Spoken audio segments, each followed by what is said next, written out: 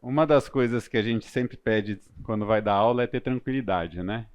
Na semana passada a gente teve um pequeno probleminha com o meu computador, que aí teve que usar o computador do João. E hoje eu estava pensando, né, o que que pode acontecer de errado, né? Eu trouxe o café.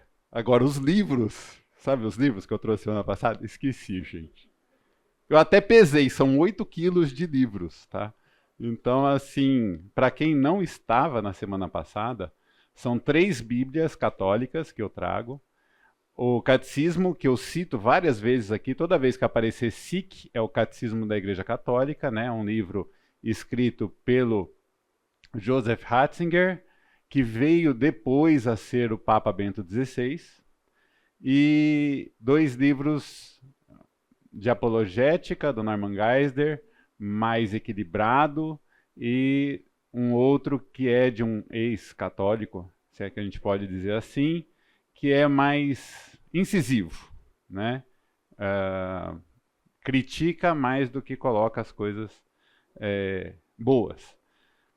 Eu adoto essa postura de mostrar o que é bom, mas também de mostrar aquilo que não é adequado, e a gente procurar entender uh, dos propósitos que Deus tem também com a existência simplesmente da Igreja Católica e para que a gente possa ter encontros frutíferos com católicos, lembrando que alguns já são convertidos, tá, gente? Então é uma coisa que a gente tem que tomar cuidado, né? Mas a gente tem que falar do Evangelho em toda e qualquer situação, tá? Antes de eu começar a aula 2, eu queria que vocês tentassem se lembrar, quem estava aqui na semana passada, 3 pontos assim importantíssimos que eu falei na aula passada. O que vocês acham aí? Só passar do cânone, né? Oi? Do cânone. Você falou que colocaram os livros apócrifos para justificar e combater a. Isso. Então, assim, os acréscimos que existem na Bíblia Católica, que são os apócrifos, que eu não consegui terminar, e eu não vou começar pelo fim da aula passada, porque eu quero que esse conteúdo seja dado todo hoje, tá? Então, se der tempo, a gente continua o final da aula passada, tá? Então, os apócrifos, mas tem um detalhe muito importante dos apócrifos. Eles estão somente no Antigo Testamento. O Novo Testamento da Bíblia Católica é igualzinho ao nosso, certo? O que mais que é importante? Focar em evangelizar e não focar nos criticar. Isso, o foco tem que estar em proclamar o evangelho, em buscar aquilo que é comum e lidar com cuidado. Aí eu uso um termo aqui que é sabedoria, amor, respeito, né? Quando for tratado as diferenças. Então, essa parte do objetivo que foi trabalhado aqui em 2 mentes, a minha e a do pastor Fábio, explore as principais diferenças entre o catolicismo e o ensino bíblico, compreendendo suas origens, doutrinas, práticas, à luz das Escrituras. Aprenda a abordar essas questões com sabedoria, respeito e amor, fortalecendo sua fé e capacitando-se para diálogos edificantes sobre a verdade do Evangelho. Né? Terminar com o Evangelho aqui não é à toa. Tá? E uma coisa muito importante que eu falei também é não rejeite a Bíblia Católica. Use com cuidado. Que cuidado? Lembrando que existem textos extras que são os apócrifos, mas só no Antigo Testamento, e que existem diferenças de significado mesmo entre as nossas versões evangélicas. Então, não se preocupe muito com pequenas diferenças de tradução. Às vezes, a Bíblia Católica até me traz algumas coisas que eu gostaria de ver numa Bíblia Almeida ou NVI, tá? Um exemplo que eu dou é sempre de Efésios 2:8, que na versão Ave Maria fala que não é dos nossos méritos, tá? E é a única versão que eu vejo isso falar que a graça vem para nós sem que nós a merecêssemos. E é a verdade do Evangelho. Nós não merecemos a nossa salvação. Ela foi nos dada como um presente. Tá? É um dom, é um presente de Deus. Mais alguma coisa antes de propriamente eu ir para o assunto? Para quem não viu qual é o assunto. Interpretação. Autoridade e interpretação das Escrituras. Tá? E eu realmente não quero retomar da aula da semana passada, correndo o risco de eu não terminar esse conteúdo, porque eu gostaria de lidar com ele como um todo, ainda hoje. Tá? No catecismo, aparece assim, e a gente já vai começar a ver alguma coisa complicada para nós, tá? O ofício de interpretar autenticamente a palavra de Deus, escrita ou transmitida. Transmitida no sentido oral. De onde vem a palavra tradição? Foi confiado unicamente ao magistério vivo da igreja, cuja autoridade se exerce em nome de Cristo, isto é, foi confiado aos bispos em comunhão com o sucessor de Pedro, o bispo de Roma. Tá? Então aqui aparecem duas palavras que eu ressalto no título do slide, né? Magistério e tradição. Lembrando que magistério a gente pode ter como significado, principalmente os mais antigos, as aulas de formação de professores de escolas, a gente chama hoje de ensino fundamental, ensino médio. O magistério era a formação pedagógica que se dava para aqueles professores naquela época. Magistério pode ter um sentido, talvez, no direito, diferente também, Juscelino. Pode falar. Da magistratura, né? E aqui eu quero fazer um contraponto com a história do ministério. Magi tem a ver com maggiore, de maior, enquanto que ministério, nós somos servos, tá? E qualquer um de nós, inclusive os pastores, somos servos, todos uns dos outros e servos de Deus. Tá? Então, quando se coloca magistério, é como se colocasse um grupo de pessoas, no caso, os bispos, não são os padres, tá? Os bispos, arcebispos cardeais, em comunhão com o Papa, como um grupo, uma elite que pode tomar decisões em termos de interpretação autêntica das Escrituras. Tá? E a palavra tradição que aparece aqui como transmitida, no sentido da transmissão oral. É lógico que parte do que chega até nós veio por alguma transmissão oral, mas nós entendemos que os escritos do Novo Testamento foram escritos por pessoas que testemunharam aquele tempo. Lucas não conviveu com Jesus, mas ele conviveu com Paulo e Paulo conviveu com os apóstolos, então houve alguma forma de transmissão? Sim, mas naquele contexto. Não uma transmissão, como eu já ouvi em aulas na Igreja Católica, de alguém muito tempo depois sentar e escrever. Em nome de Lucas, em nome de João, tá? Que eu já ouvi isso dentro de uma Igreja Católica. Eu entendo, e é o que a gente defende aqui, que Lucas escreveu o Evangelho de Lucas. Tá? Marcos escreveu o Evangelho, sendo ele o João Marcos, que aparece lá em Atos, que possivelmente, aí vem por tradição, seja o filho do dono do cenáculo onde foi a última ceia. Essa que vem a parte da tradição e que a gente não pode se apegar a isso. Tá? Tem coisas que nos vêm como se fosse história. Agora, o texto mesmo, eu acredito que o texto foi escrito por aqueles que estão ali. Não que foram escritos por discípulos que aí se colocam em nome de. Que é mais ou menos o que eu vi ensinado na Igreja Católica antes de muitos de vocês nascerem, tá? É um prazer sempre grande dar aula para os jovens aqui, né? Então, assim, eu fiz cursos em 97, 98, na Igreja Católica, que falavam que o professor falava muitas vezes disso, né, de ter sido por sucessão, e não escritos de fato por aqueles que nós entendemos que tenham escrito. Tá? O magistério da igreja empenha plenamente a autoridade que recebeu de Cristo quando define dogmas. Dogmas como verdades imutáveis, inegociáveis, quando utilizando uma forma que obriga o povo cristão a uma adesão irrevogável da fé, propondo verdades contidas na revelação divina, ou verdades que com estas têm uma conexão necessária. Então, aqui quando aparece o ou, aí já começa aquilo que se acrescenta, né? Da mesma forma que foram acrescentados os livros apócrifos ao Antigo Testamento do judaísmo. Nós, na aula passada eu falei, para quem não estava, nós usamos o Antigo Testamento igual à Bíblia hebraica, utilizada pelo judaísmo moderno, e o judaísmo naquela época.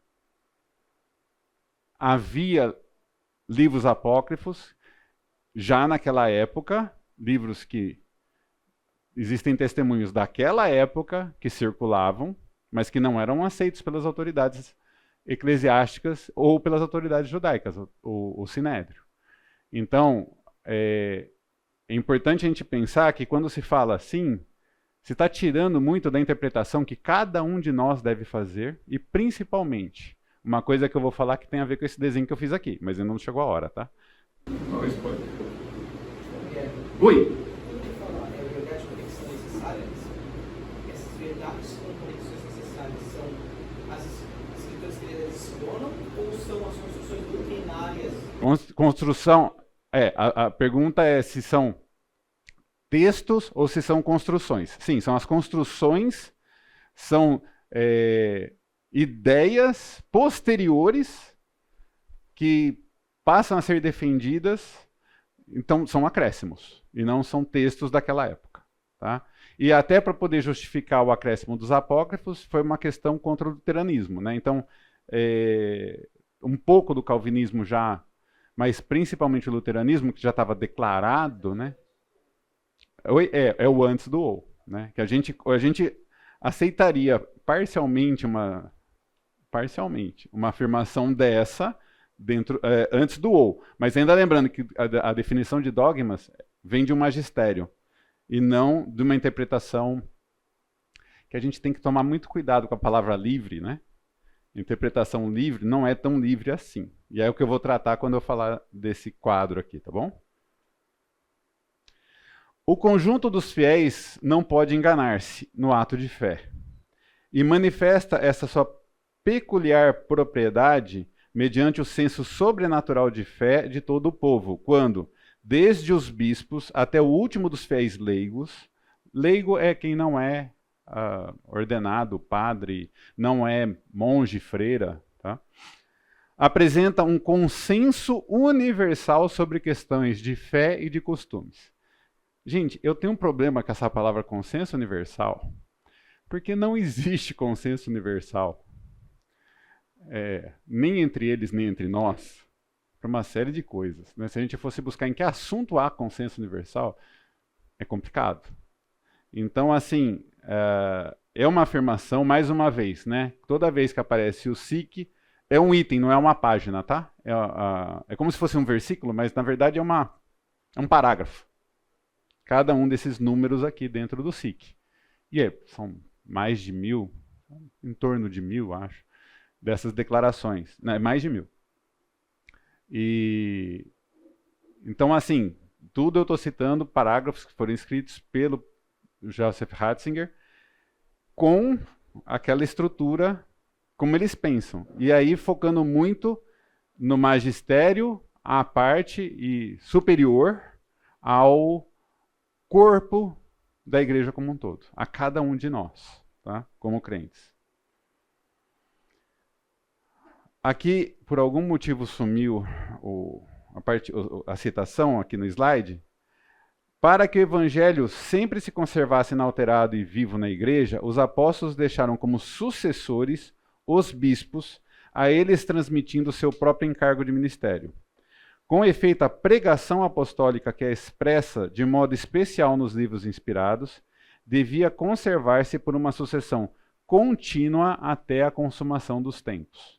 Essa sucessão contínua, quem já fez história da igreja, quem já ensinou, já leu a respeito, já aprendeu a respeito de história da igreja, sabe que não existe uma possibilidade de uma sucessão contínua, porque já houve tempos com 2 papas, com 3 papas, tempo com 2 concílios, brigando entre si. Né? É por isso que eu falo da história do consenso universal. Mas o problema que a gente vê aqui é o problema do título Igreja Católica Apostólica. Em que sentido ela é apostólica? Eu vejo muitas das denominações que se dizem evangélicas atuais atribuírem aos seus líderes o título de apóstolo. E isso é péssimo. Porque apóstolo, naquele contexto, é um enviado da autoridade. E essa autoridade só vem de Cristo. Só Cristo estabeleceu apóstolos. Somente os 12 que andaram com ele e depois o Paulo como um que veio depois de tempo. Qualquer um depois disso não é apóstolo. E essa história da sucessão apostólica, tal como eles concebem, é que dá justificativa para eles fazer essa distinção entre os bispos com uma autoridade especial e os leigos, ou até mesmo aqueles que ainda não, ou aqueles que nunca chegarão ao cargo de bispo, sejam padres ou freiras ou monges ou leigos, tá?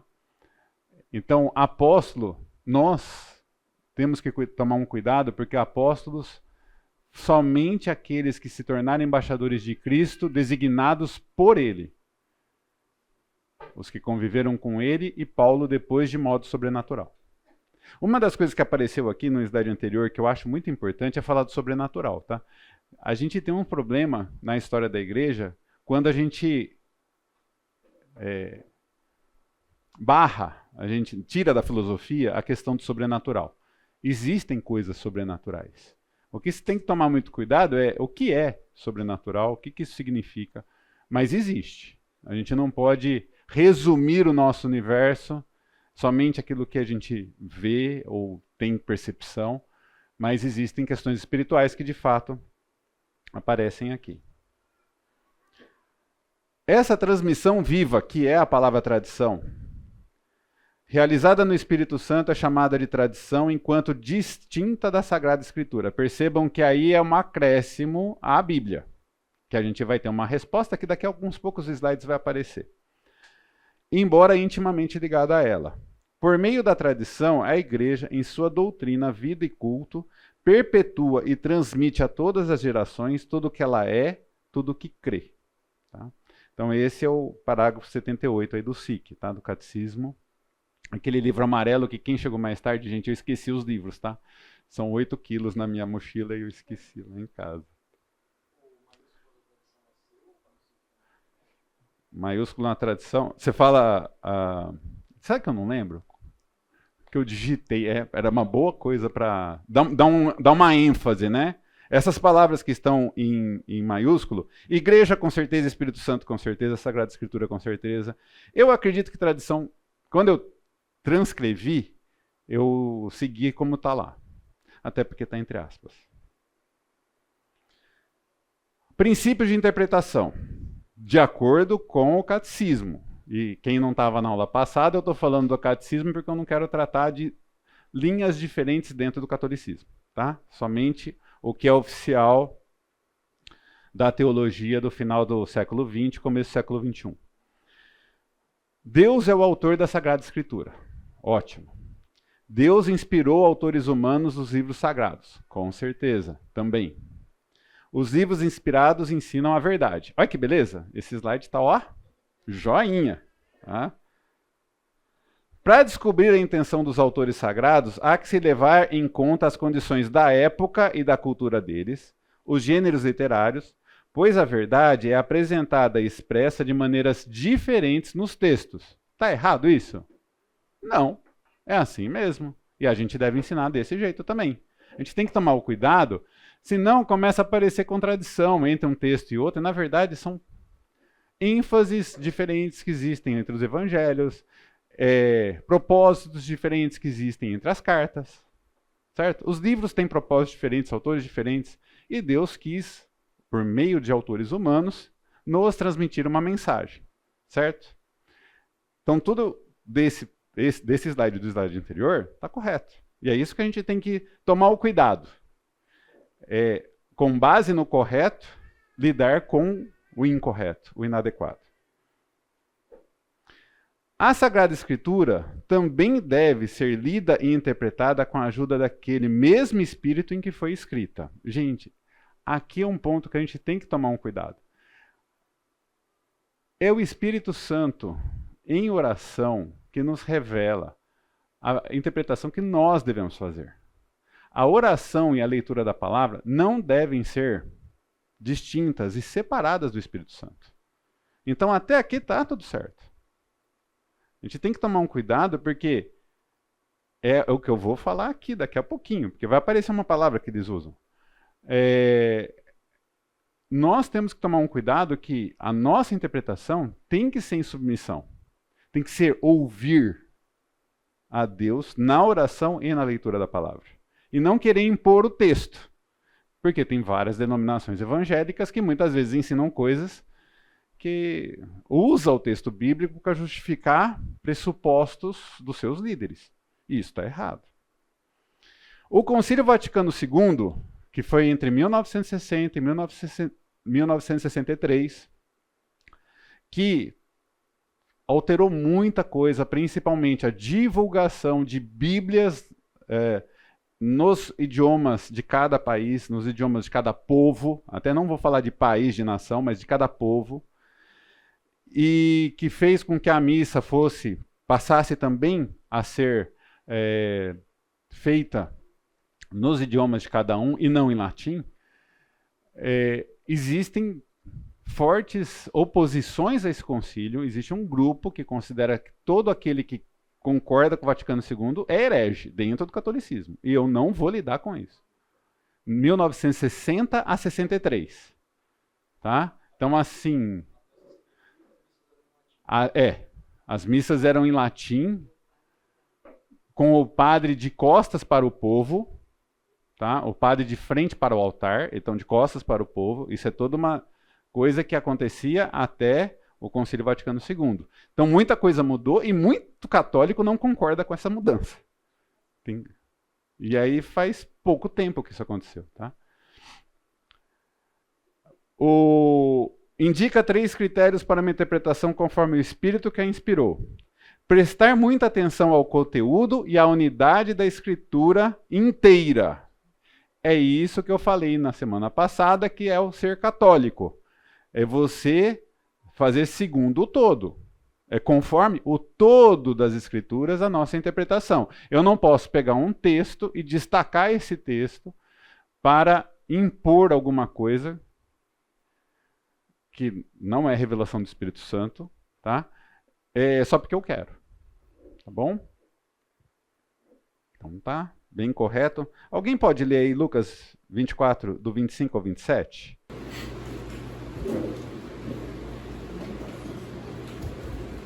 Acredito que seja na história de Emaús. Dos discípulos de Emaús. Então lhes disse Jesus, os nécios e tardos de coração para crer tudo o que os profetas disseram. Porventura, não convinha que Cristo padecesse o traço da sua glória, e, começando por Moisés, discorrendo por todos os profetas, expunha-lhes o que a seu respeito constava em todas as Escrituras. Começando por Moisés e passando por todos os profetas, expôs tudo aquilo que falava de Cristo nas Escrituras. Para justificar, isso é Jesus já ressurreto aparecendo aos discípulos no caminho de Emaús, certo? Então a gente percebe que Cristo dá autoridade para o Antigo Testamento, que era o problema do catolicismo versus marcionismo naquela época. Então, para o marcionista, que defendia o uso do Evangelho de Lucas para justificar a salvação universal, justificar que o amor de Deus é tão grande que ninguém vai para o inferno, é o que o marcionista defendia no século II, esse texto que está no próprio Evangelho que eles mais defendiam, servia para contrapor. Tá? Ler as Escrituras, ou a Escritura, dentro da tradição viva da igreja inteira. Aqui vem a parte do separatismo, né? É a igreja católica que vai ter autoridade para falar. A Sagrada Escritura está escrita mais no coração da igreja do que nos instrumentos materiais. Gente, isso aqui é um perigo tremendo. Por que é tão importante nós termos nossas Bíblias, se possível, andar com elas em papel ou no celular? Porque é o texto que importa. Não é o que a igreja ensina a respeito do texto, é o texto que importa. E é uma interpretação do texto conforme as regras histórico-gramaticais corretas. Certo? Então aqui está começando a falar que a tradição viva da igreja inteira está escrito mais no coração da igreja do que no texto objetivamente no texto que nós carregamos, tá? Isso vai ter uma resposta que nós já vamos trabalhar. Estar atento à analogia da fé, à coesão das verdades da fé entre si e no projeto total da revelação. Aqui também entra um ponto, tá, razoável esse texto. A revelação não aconteceu toda de uma vez. Moisés não escreveu tudo. Os profetas não escreveram tudo. O texto é um todo, e ele foi escrito ao longo de 1500 anos aproximadamente, né? Entre Moisés e João terminar o Apocalipse. Deus revelou seu plano de salvação ao longo desse tempo. Então há uma revelação. A gente tem que tomar um cuidado, porque tem gente que fala, quando se fala de revelação progressiva, adota uma outra interpretação para a palavra progressiva. É nesse sentido que ela é progressiva. Deus revelou um tanto para o povo que convivia com Moisés, e depois foi revelando para os judeus ao longo de uns 1000 anos, até chegar em Esdras, Neemias, né, e os profetas Jaziel, Zacarias lá no final dos 12. E o que acontece? Tem um intervalo. Aí fica, durante uns 100 anos, né, século I, os escritos do Novo Testamento. É ao longo disso. Nós temos tudo isso. Quando nós pensamos a respeito do povo judeu, principalmente antes de Jesus, a gente tem que dar Vamos dar né, uma chance para eles. Eles não tinham toda a revelação.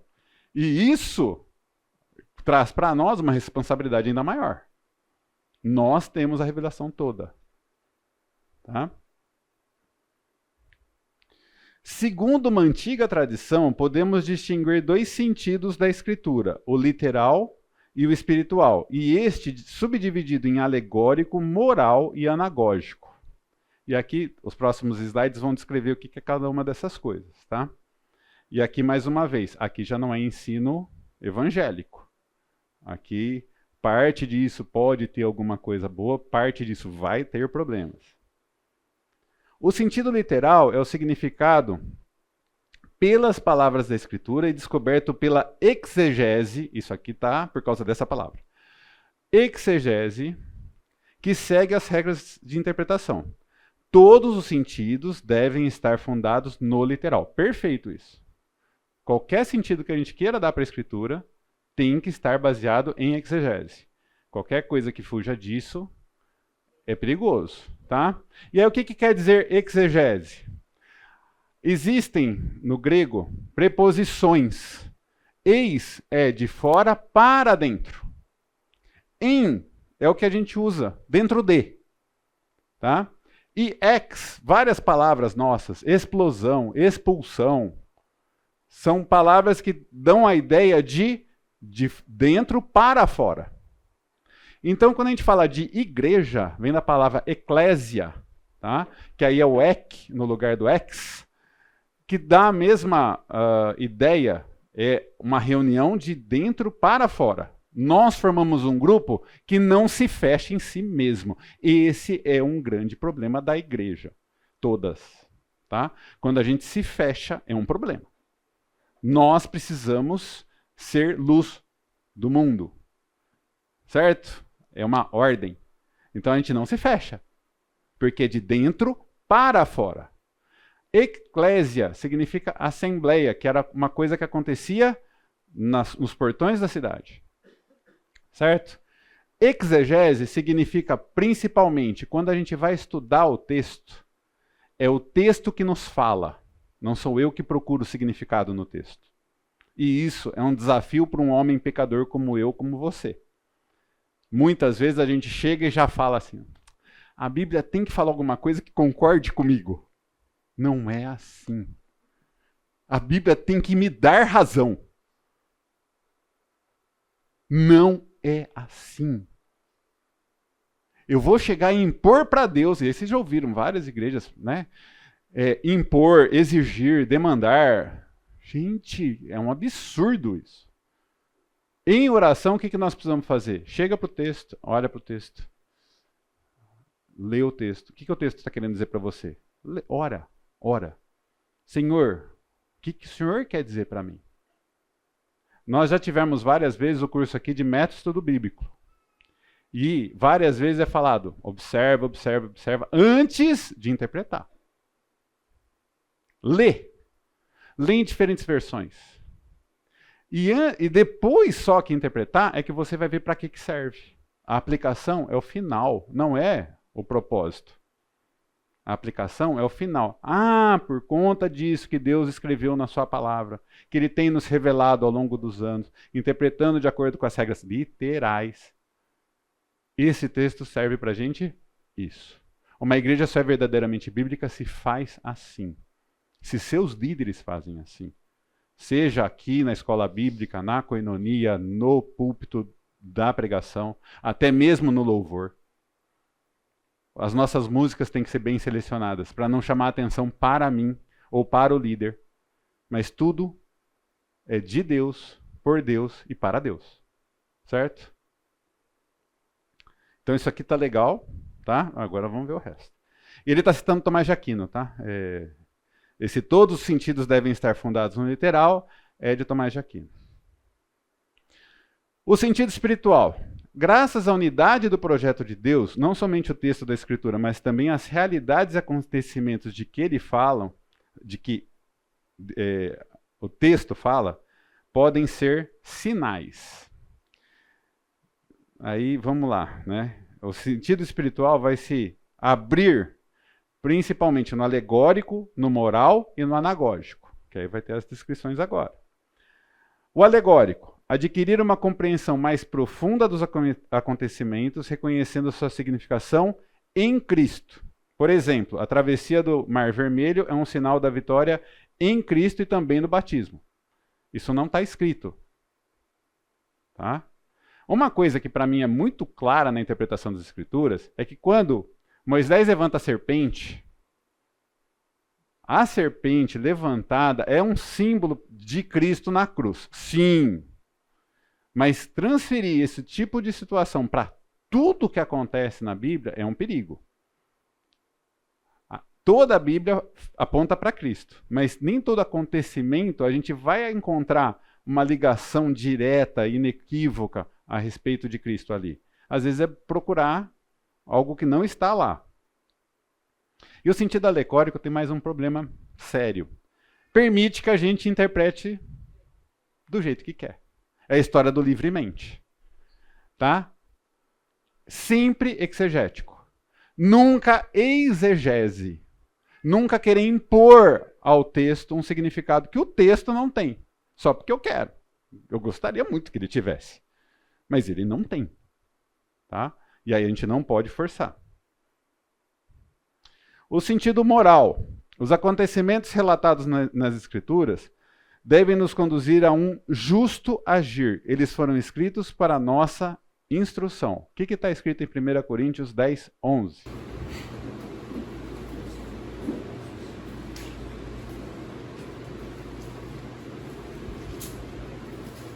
Essas coisas aconteceram a eles como exemplos e foram escritas como advertências para nós, sobre quem tem chegado o fim dos tempos.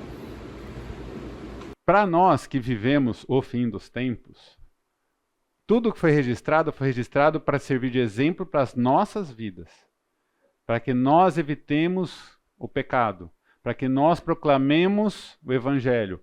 Tudo isso serve de exemplo para nós. Então, esse texto não está errado. Existe um sentido espiritual moral. Tá? E existe o sentido anagógico. Ver realidades e acontecimentos em sua significação eterna. A igreja na terra é sinal da Jerusalém celeste. Aqui é impor uma coisa complicada. A igreja, da mesma forma que o povo judeu, a igreja tem gente que está na igreja que acha que é salvo, que vive como se fosse, mas que não é. E tem gente que a gente deve buscar, que está no mundo, que um dia estará conosco. Esses estarão na Jerusalém celeste. Tem gente que não está aqui, mas nós temos o dever de proclamar Porque um dia pode ser que a pessoa se converta, e pode ser que ela se converta e não venha para a Igreja Batista Fonte, tá? Corre esse risco. Mas que ela estará conosco na Jerusalém Celeste. Então, esse sentido é um sentido complicado. Existem apontamentos para Cristo? Existem apontamentos para a eternidade? Sim. Mas querer que tudo seja assim é complicado. Então, existe a possibilidade de ser anagógico? Sim. Mas tem que tomar cuidado com isso, porque o próprio exemplo que ele dá aqui é um exemplo que eu vejo contra-argumentos. Tudo bem? Dúvidas? Tem alguma, Fala. sei lá, algum exemplo assim do catolicismo que tem aplica-se como agora? Sei lá, Desculpa, algum ponto? algum exemplo, doutrina, ensinamento deles que eles partem, algum trecho que eles interpretam a escritura nesse sentido? Anagógico? Normalmente tudo aquilo que tem a ver com a autoridade dos próprios bispos, etc., eles acabam apontando como se... É aquela coisa, né? Destacando e não... Existe um ensino da reforma que é o sacerdócio universal. Tá? Destacando é como se fizessem... Apocalipse ensina que vai ter 24, que são profetas e apóstolos. É como se eles se colocassem nesses 24. Traz realidades eternas para a igreja atual. Tá? Então, existe isso. Aqui eu tenho que tomar sempre um cuidado. Existe isso claramente na SIC, aí eu teria que procurar. No livro Catecismo da Igreja Católica, eu teria que procurar. Né? Mas existem percepções que a gente pode fazer de coisas que eles tentam encaixar no texto de coisas que são eternas. Tem um ser esquisito lá no Ezequiel, se eu não me engano. Tá? Eu já vi interpretações totalmente equivocadas daquele ser que aparece no começo de Ezequiel, que tem asas, cobre. Tá? Aquilo lá é um exemplo que também poderia ver com calma, mas para falar assim, é assim, assim, assim, é complicado. Tá? Eu já vi pregação em torno disso. Mensagem de padre. Ou símbolo pintado simplesmente. No SIC ainda, 119. É dever dos exegetas esforçar-se para que, por seu trabalho preparatório, amadureça o julgamento da igreja. Pois todas essas coisas que concernem a maneira de interpretar a Escritura estão sujeitas, em última instância, ao juízo da igreja, que exerce o divino ministério e mandato do guardar e interpretar a palavra de Deus. Percebe que tem um contraponto em relação ao que eu falei do sacerdócio universal. Tira de qualquer um de nós, e no caso dos leigos dentro do catolicismo, a liberdade que a gente tem de se chegar à Escritura e interpretá-la. A interpretação é um ministério específico dos sacerdotes, principalmente dos bispos. Tá? E como que a gente responde a isso? Surgiu, no contexto da reforma, 5 solas. Né? E hoje nós vamos lidar com o sola escritura. Na semana passada eu lidei quase completamente, mas não deu tempo de terminar, com o problema do acréscimo que se faz dos apócrifos do Antigo Testamento. Mas aqui a gente tem que tomar um cuidado, porque o problema principal não é existirem apócrifos, o problema principal é o sinal. O sinal atrapalha a linha de raciocínio do professor no meio da aula. Tá? No contexto da reforma, surgiram 5 solas. E hoje eu vou tratar do sola escritura e depois em alguns encontros futuros, o sola Cristo, sola Deo Glória. Nós vamos tratar disso, porque foi uma resposta do movimento protestante naquele contexto do Concílio de Trento, que, entre outras coisas, encaixou os apócrifos na Bíblia católica e tentou manter aquilo que Lutero e Calvino e vários outros, Zwingli, que também é um reformador muito importante na história, tentaram combater das heresias que havia naquele contexto no catolicismo. A Escritura somente é a primária e absoluta fonte de autoridade para todas as questões de doutrina e prática, tanto as questões de fé, quanto as questões morais, tanto as questões do saber quanto do fazer, devem ser trabalhados somente pela Escritura. Lutero disse, convencido pelo testemunho da Escritura ou razão evidente, né? E a revelação geral de Deus, ela está declarada nos céus. O que está escrito no Salmo 19:1? Os céus manifestam a glória de Deus, né? E inscrita no coração humano. Alguém pode ler rapidamente Romanos 2:12-15?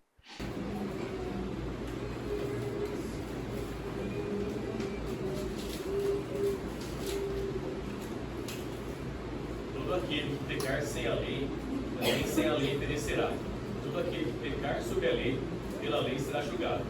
Porque não são os que ouvem a lei que são os justos diante de Deus, mas os que praticam a lei é que serão declarados justos. De fato, quando os gentios, que não têm a lei, praticam naturalmente o que ela ordena, tornam-se lei para si mesmos, embora não possuam a lei. Mostram que existe da lei estão gravadas no coração deles.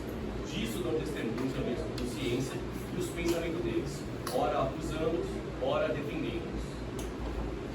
Olha só, a própria Bíblia nos mostra que existe uma revelação feita a todos os homens, mesmo aqueles que nunca tiveram contato com a Bíblia. Os céus manifestam a glória de Deus. Quando você olha com carinho para uma folha ligada numa árvore, numa flor, numa planta, você olha assim, você fala assim, gente, foi Deus que criou isso. Eu fiz um curso na pós-graduação com uma professora espetacular, ateia militante, mas ateia sim. Eu dava glórias a Deus toda a aula, ela não sabia. A hora que ela falava, funciona desse jeito assim, eu falei, gente, que coisa maravilhosa que Deus fez. Porque na cabeça dela não é assim, mas na minha cabeça é. É Deus que fez o mecanismo da fisiologia humana, no caso da aula dela, ou das plantas, do universo.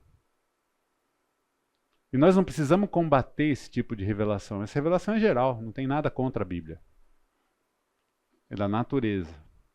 A natureza revela que é só a gente querer ver que Deus criou. Que seria impossível surgir do acaso. Eu lembro da música dos Titãs, né? Epitáfio. O acaso vai nos proteger enquanto eu andar distraído. Não é o acaso, tá, gente? É Deus. E a própria lei foi colocada no coração de todos, mesmo aqueles que nunca entraram em contato com a Bíblia, nunca receberam uma revelação. Todo mundo tem um senso moral de, pelo menos, querer se defender do pecado alheio. Pelo menos isso. É errado. E não deixa de ser errado. É certo e não deixa de ser certo. Está gravado lá. Mas existe uma revelação especial à parte, que é a revelação da Bíblia. A Bíblia é a revelação direta de Deus, como tal, tem autoridade divina, pois o que a Bíblia fala é Deus falando. A Escritura é suficiente, é tudo o que é necessário para definir fé e moral. Somente a Bíblia é infalível. Não implica em rejeitar a tradição, mas considerá-la passível de erro. Aquilo que nos vem por meio de tradição pode estar errado. Então, algumas coisas que foram ensinadas, que chegaram até nós, por meio de escritos históricos, pode ser que tenha acontecido. E existe gente que faz o contrário. Fala que a Bíblia, o que está na Bíblia pode ter acontecido. Nós cremos que não, que aquilo aconteceu, ou acontece, ou vai acontecer. Certo? A Bíblia é clara. A dificuldade está na gente, tá? É o nosso pecado que atrapalha. A Bíblia é clara. Ah, mas Guilherme, o que tá, qual texto tal? A gente tem algumas dificuldades porque a Bíblia foi escrita em grego e chegou até nós por diferentes manuscritos, que alguns têm pequenas diferenças de texto e tem pequenas diferenças de tradução, quando traduziu do grego para o latim, do latim para o português, não tem problema. Quando é para entender, a gente busca a melhor versão e busca em oração que o Espírito nos revele em oração o que o texto quer dizer. A Bíblia é clara. A gente precisa se submeter ao Espírito e não querer impor a nossa interpretação. Que é o que vem no 5 aqui. A Escritura interpreta a Escritura. Quando há dificuldade de se entender um texto, nós devemos recorrer a outros textos bíblicos para interpretá-lo. Quando a gente tem alguma aparente contradição, busca outras fontes. Ou busca como é a geografia do lugar. Tem textos que aparentam contradição porque um fala desceu, o outro fala subiu. Tudo é uma questão de ponto de vista. É onde que o escritor estava quando escreveu aquilo. Qual era o ponto de vista que ele estava. Isso não é dificuldade, simplesmente é ir. Se é ir de cima para baixo, de baixo para cima, foi uma questão de ponto de vista. O que nos foi apresentado ao longo dos últimos 5 séculos? Como contrapartida disso, tá?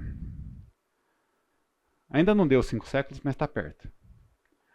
A Bíblia não ensina a sola Escritura. Ah, não ensina mesmo.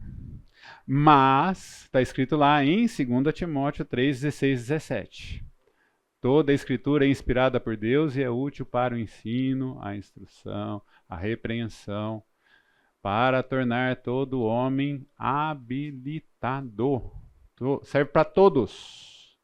Certo? E eu fiz um resumo aqui, tá, gente? Falando uma paráfrase. Eu não falei o texto completo. Não ultrapassar o que está escrito. E aqui temos vários textos que são contra os apócrifos, tá? São contra a gente acrescentar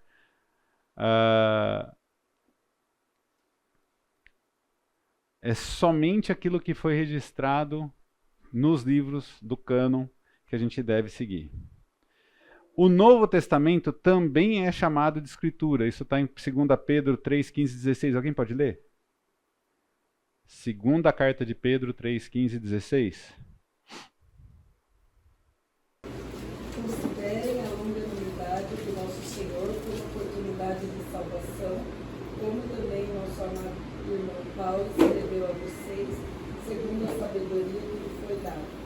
Ao falar a respeito destes assuntos, como de fato costuma fazer em todas as suas cartas. Nelas há certas coisas difíceis de entender que aqueles que não têm instrução e são instáveis deturparão, como também deturparão as demais escrituras para a própria destruição deles. Pedro fala dos escritos de Paulo como escritura, tais como as escrituras do Antigo Testamento, né? E percebe que ele fala uma coisa, né? No intervalo a gente tem umas conversas aqui, e aí o irmão veio falar de um parente que vive no catolicismo e dá uma dificuldade, longanimidade, paciência. Se tem uma coisa que o nosso pecado afeta é a nossa percepção de tempo. A gente quer para já, se possível para ontem. E às vezes tem coisas que demoram 20 anos para acontecer, 30 anos para acontecer, ou não vão acontecer, e aí não está no nosso controle. E é esse o nosso problema. Nosso pecado gostaria de... Eu quero controlar. Eu quero estar no controle. Não está. Quando a gente está numa situação complicada, tem que lembrar daquela música que fala, pois no controle tu estás. É difícil, tá? Tem várias vezes que a gente passa por umas situações muito tristes na vida. Mas é Deus que está no controle, e não nós. E a gente tem que lidar com paciência. O nosso tempo não é como o tempo de Deus. Salmo 90, né? Para Deus, 1000 anos é como a noite que acabou de passar. E a gente lidar com isso é complicado. Nosso pecado atrapalha. A Bíblia ensina que as tradições devem ser seguidas. E aí ele cita aqui quem defende contra. Gente, quando eu estou usando esse tipo de formação, é do McCarthy, que é o autor do livro que eu esqueci de trazer hoje, o livro que é de um ex-católico fazendo contrapontos, tá? É por isso que eu não estou citando aqui, mas são resumos do que McCarthy escreveu. Os católicos defendem que existe tradição, e aí usa o texto de 2 Tessalonicenses 2,15 e 3,6. Alguém pode ler?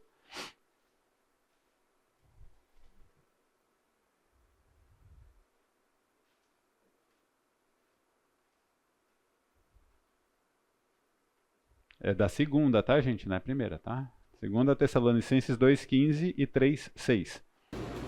Então, irmãos, estáis firmes e retende as tradições que vos foram ensinadas, seja por palavras, seja por epístola nossa. E o 3,6? Irmãos, em nome do nosso Senhor Jesus Cristo, ordenamos que se afaste de todo irmão que vive desreguladamente, não conforme o ensino que vocês receberam de nós. E aí o ensino aqui, de alguma forma no grego, deve estar alguma coisa do tipo tradição, no sentido de transmitido oralmente. Quem viveu naquela época, que recebeu as cartas, os leitores das cartas, tiveram encontros pessoais com Paulo ou com enviados de Paulo. Eles receberam instrução transmitida oralmente, mensagens que chegaram como se fosse assim, pregação do Fernando e escrito do Fernando. Agora, isso não dá para nós, cristãos do século XXI, a possibilidade de aceitar a transmissão oral. É a transmissão oral daquele contexto que pode ser usado esse texto, né? E por isso que eu falo contra aquelas igrejas ditas evangélicas que atribuem aos seus líderes o título de apóstolo. Eles não são. Eles não são enviados de Cristo. Todos nós somos servos de Cristo. E alguns se tornam pastores, e esses pastores também são servos de Cristo. E nós devemos, em vários textos, principalmente lá em Hebreus, uma submissão aos nossos líderes, porquanto eles também, e eu também, Tiago 3,1, que fala, não sejam muitos de vós mestres, porque serão julgados com maior rigor. Vocês não devem ter inveja da posição que nós estamos. Não é simples. E vai ter uma diferença de juízo. Isso é para nosso temor. Para o temor de quem está aqui. Para o temor de quem quer ser pastor, missionário, professor, líder de escola bíblica. E deve ser uma fonte de temor de cada um de nós, como pai, mãe, irmão, quando vai falar, filho, quando vai falar, dá a palavra para qualquer um, sendo crente ou não, tá? Aqui a resposta está em Jesus, a resposta está em Paulo. O que está escrito lá em Mateus 15, 2 e 3?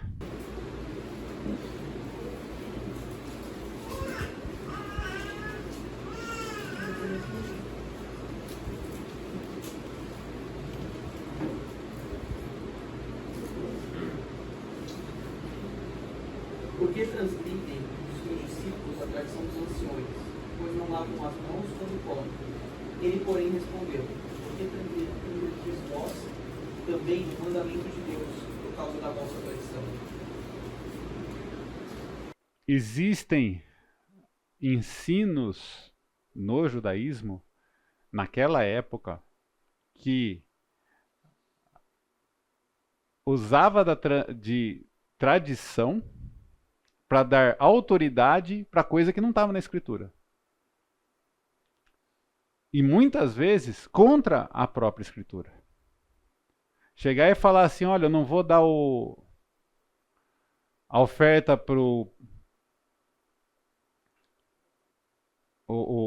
não vou honrar meu pai com dinheiro porque eu vou dar como oferta para a igreja, no caso, para o templo. E vice-versa. Qualquer tipo de coisa que a gente acrescente. E o que está escrito em Gálatas 1,14? No judaísmo eu superava a maioria dos judeus da minha idade, sendo extremamente zeloso pelas tradições dos meus antepassados. Havia uma tradição. Essa tradição salvou Paulo?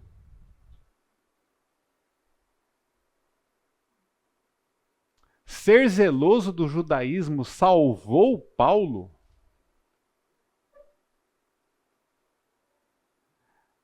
Ele mesmo reconhece isso como trapo de imundícia ou como excremento, né? Quando ele fala, trapo de imundícia é outro texto, né? Quando ele fala lá que viver é Cristo, morrer é lucro, ele trata qualquer coisa que tenha vindo desse superlegalismo dele anterior à conversão como excremento, para não usar uma palavra mais forte, né? Então, assim, existe tradição na Bíblia, existe a palavra tradição, mas isso não dá a essa palavra o significado que o magistério católico quer que ela tenha. Ela não tem essa possibilidade de interpretação. A Bíblia declara a preferência pela tradição. E aí, 3 João 13. Alguém pode ler? Terceira carta de João. Lá no final, última antes de Apocalipse. É a última, né? É ou não? Tem Judas.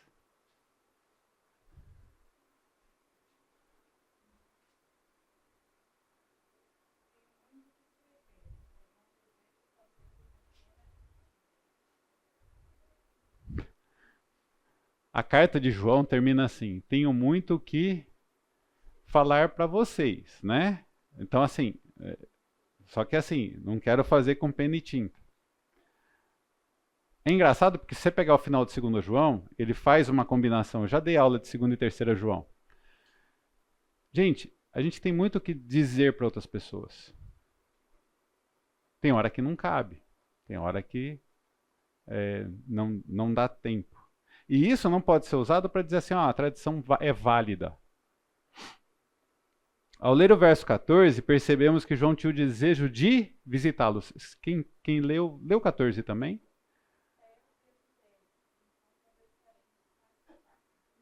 Espero vê-los em breve, e então conversaremos face a face. Por que eu posso escrever se eu tenho o desejo de ver presencialmente? Tá? Infelizmente, nos últimos sei lá quantos anos, a tecnologia se desenvolveu de uma forma que muita gente não olha na cara até dos irmãos, tá? Em Cristo. E usou até as redes sociais de uma forma meio pesada, sabe, gente? Para falar certas coisas que não deveriam ser nem ditas, nem escritas. É muito melhor presencialmente. Mas esse texto não serve para justificar a tradição como alguma coisa preferencial. No nosso contexto hoje, século XXI. Isso não é contrário ao Sola Escritura. Isso foi registrado por quê? Porque, de fato, João estava escrevendo a carta, não só a terceira carta, mas a segunda, ele também fala coisas desse tipo. Eu quero ver vocês, para que a nossa alegria seja completa. Aí tem que estudar as cartas para entender por quê. E João fala que o propósito do evangelho dele é para que a nossa alegria fosse completa. Então não foi um discípulo de João, como eu já ouvi na Igreja Católica, que escreveu as cartas. O mesmo evangelho fala do propósito das cartas de João, que tudo aquilo foi registrado. 1 Coríntios fala que foi para nosso exemplo. As cartas e o evangelho de João falam que o propósito é para que a nossa alegria seja plena. Nós passamos por aflições, certo? E lá em João está falando assim, não tem problema. Porque eu venci o mundo. Não eu. Eu não venci, não. Olha como é perigoso tirar o texto do seu contexto. Tem muita gente defendendo uma teologia da vitória. E é um absurdo. Porque eu sei que eu sou mais que vencedor. Em Cristo. A parte de Cristo ou contra Cristo, não. E nem defendendo uma pessoa ou outra qualquer desse mundo. Eu sei que eu sou mais que vencedor. Mas tem que colocar a palavra, a frase toda. Eu não sou mais que vencedor por mérito meu. Eu sou mais que vencedor apesar de mim. E é isso que eu quero falar para vocês, que é assim que a gente deve falar com os que nos conhecem e que já são cristãos ou que não são cristãos. Porque a gente não consegue saber se o nosso interlocutor é de fato convertido ou não. Nós precisamos colocar a coisa no contexto como um todo. E não separar. Então eu sou mais que vencedor, eu posso demandar de Deus. Eu posso tomar partido. Eu posso brigar. Não. Nós devemos ser pacificadores. Por mais difícil que seja. Por mais que o nosso pecado seja contrário a isso. A Bíblia não pode ser entendida adequadamente sem a tradição. A resposta a isso é, a Bíblia é clara, separada das tradições. Tem muita gente que vive em contextos que nunca teve contato com as tradições, seja dos católicos, dos ortodoxos, dos maronitas, dos armênios, da igreja armênia. Tem um monte de tradição em cada um desses. Inclusive tem tradições do presbiterianismo, da Assembleia, do Batista. O que nos une? O que nos une é a palavra. A submissão à palavra. Somente a palavra. E somente a palavra sem apócrifos. Jesus disse que somente aquele que escolhe fazer a vontade de Deus conhecerá se meu ensino é de Deus. Faz parte do Evangelho a gente falar. O Pai Nosso é centrado numa coisa. Seja feita a tua vontade. O católico fala a vossa. Tá? Mas foi Jesus falando para o Pai. Pai nosso que estás no céu, santificado seja o teu nome. Venha a nós o teu reino. Seja feita a tua vontade. O vosso é majestático. O vosso não está errado. Mas não na boca de Jesus. Tá? É Jesus falando para o Pai. E nos ensinando a orar. E a vontade do Pai que nós devemos cumprir, como Cristo cumpre, não a minha vontade, mas a dele, né? Não a vontade de Jesus, porque se puder, afaste de mim esse cálice. Mas que seja feita a tua vontade, não a minha. E é como Cristo que nós devemos. É Cristo que nós devemos ser como exemplo. Oi. Esse argumento parece que sempre há, voltando ao que eu vejo os católicos falando, uma confusão entre interpretação e paradigma de interpretação. Sim. Então eles falam, por exemplo, os protestantes eles não podem falar de sola escritura porque eles não seguem sola escritura, porque eles têm interpretações. Sim. O presbiteriano tem, o batista tem, não sei o quê, eles têm tradições e eles seguem isso. Mas uma coisa é você ter uma interpretação que você vai julgar se é certa ou errada à luz só da Bíblia. A outra coisa é você ter a Bíblia e a interpretação como equivalentes para você julgar, tendo elas como paradigma. Um detalhe importante: todo paradigma de interpretação que você tem, se você adiciona alguma coisa a ele, você altera ele inteiro. Sim. Porque você vai começar a interpretar o versículo também à luz da tradição. E não verificar se a tradição se compatibiliza com aquele versículo. Então o versículo já mudou de sentido. Sim. É perfeito o que você falou, pena que não registrou. Eu tenho que repetir algumas coisas já respondendo. É para vergonha nossa, nossas divisões denominacionais. É para vergonha nossa. Tem razão quando fala de paradigmas de interpretação. Nós deveríamos ser como eles mesmos quiseram colocar, no caso Joseph Ratzinger, consenso universal. É o pecado que nos impede disso, também dentro da reforma protestante ou das denominações atuais. Nós deveríamos nos submeter ao sola escritura e não a teólogo X, teólogo Y. E aí entra Calvino, Armínio e várias outras coisas que são para vergonha nossa. São para impedimento, para obstáculo, não impedimento, tá? Impedimento, tira a palavra impedimento. São para obstáculo nosso. Em qualquer situação. Inclusive no lidar com irmãos de outras denominações. Nós temos esse problema. Mas os católicos também têm. Não claramente, porque eles não podem nem aceitar assim de forma autoritária, né, de forma da autoridade, que existem divisões de interpretação dentro do próprio catolicismo, né? Não poderia ser oficial essa separação que existe muitas vezes entre dominicanos e franciscanos e beneditinos, e tem. E aí também por conta de tradições, né? Então, com certeza, a gente deveria submeter qualquer coisa, em primeiro lugar, à palavra. Qualquer teólogo, qualquer pastor, no catolicismo, no protestantismo, nas novas, aí cada vez piores divisões que existem dentro do movimento evangélico. Muito bom. É pena que não dá para registrar tudo nem para responder tudo. Aí tem que vir na aula. Por isso que é importante, gente. Presencial. Tradição e escritura são inseparáveis, né? É uma inferência católica de que sua tradição é infalível, é infundada. Porque se colocar portador da perfeição. A perfeição está conosco. O resto, não está. A perfeição está no colo de vocês ou no celular de vocês.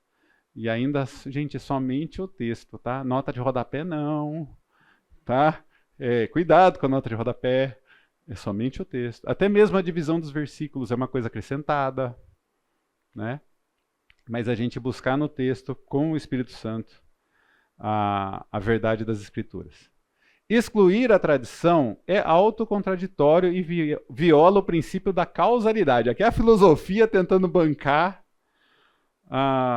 o contra, né, sola escritura. É uma falsa premissa, né? O cânon foi determinado pela Igreja Católica.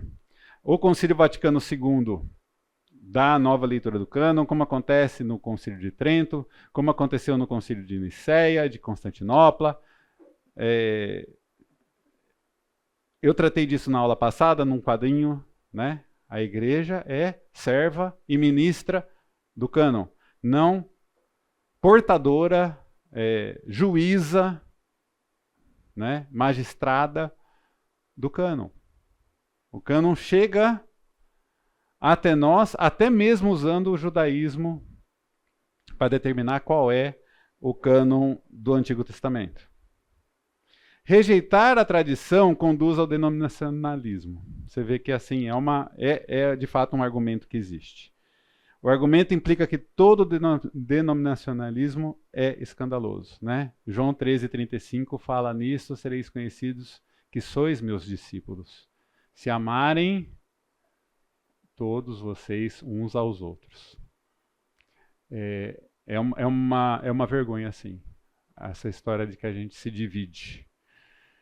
Em grupos, seja em que assunto for. Tá?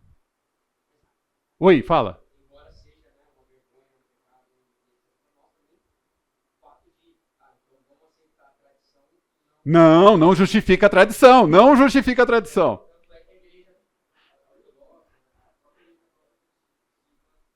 Perfeito, Tito. Perfeito. É isso mesmo. Né?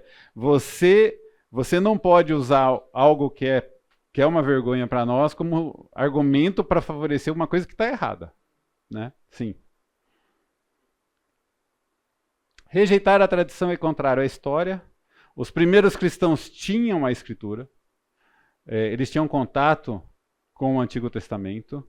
A gente pode ver isso em vários versículos. Se vocês quiserem depois, eu recomendo, tá, gente? Ver nos textos, tudo aquilo que eu estou citando aqui. Eles ainda não precisavam da forma escrita, eles tinham os apóstolos para os ensinar, eles conviveram ainda com os apóstolos, mas eles tinham a escritura do Antigo Testamento nas sinagogas. E o que eles precisavam para se converter naquele contexto estava provido por Deus e pelo Espírito Santo, né, por Deus Pai e pelo Espírito Santo, através dos apóstolos. E para aceitar isso, a gente assume a premissa da sucessão apostólica que eu já falei para vocês, que é uma premissa falsa. A favor de sola escritura, o que nós temos? As tradições não são confiáveis. A gente tem uma brincadeira desde criança. Agora é mais difícil acontecer, mas tem como é que chama? Telefone sem fio, né? Fala uma coisa. Gente, fofoca. Fofoca é um problema. Eu chamo fofoca da lacuna, sabe? A pessoa não sabe uma parte daquela história e ela coloca uma opinião dela que não aconteceu nada. Então, assim, surge um negócio, a história cresce. Mas quem disse isso pra você? Ah, não, foi fulano. Tá? Tradições não são confiáveis. Tem uma série chamada CSI, né, que tem um perito que é entomologista, né, perito em insetos, que é o chefe lá do escritório, lá que ele fala que os testemunhos não são confiáveis, as evidências é que são. Aqui entra na exegese e na objetividade. Não é tão subjetivo quanto a gente gostaria que fosse pelo nosso pecado. Eu posso interpretar a escritura do jeito que eu quiser. Não é. Meu pecado pode dizer isso. Minha ideia equivocada a respeito da palavra liberdade pode fazer isso. Uma espécie de autossuficiência, de independência. Por isso que a Bíblia fala para a gente se manter conectado na igreja.